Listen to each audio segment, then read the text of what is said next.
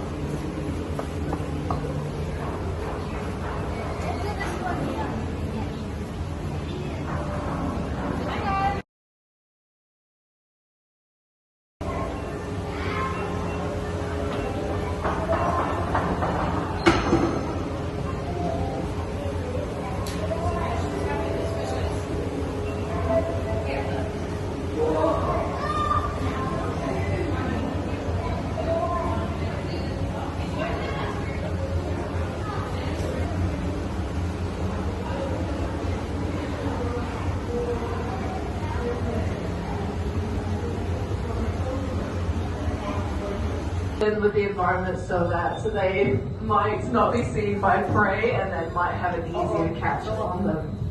But with these sand tigers, another thing with their breeding process is that because they do breed internally, the male actually does have to attach onto the female by his teeth. So that is one way that you can actually tell our female sand tiger from the males, is by looking at a scar along the side of her body, which was actually done with the immune system and a very slow metabolism. So just by eating one fish, they can actually heal cuts like that scar you see on the side.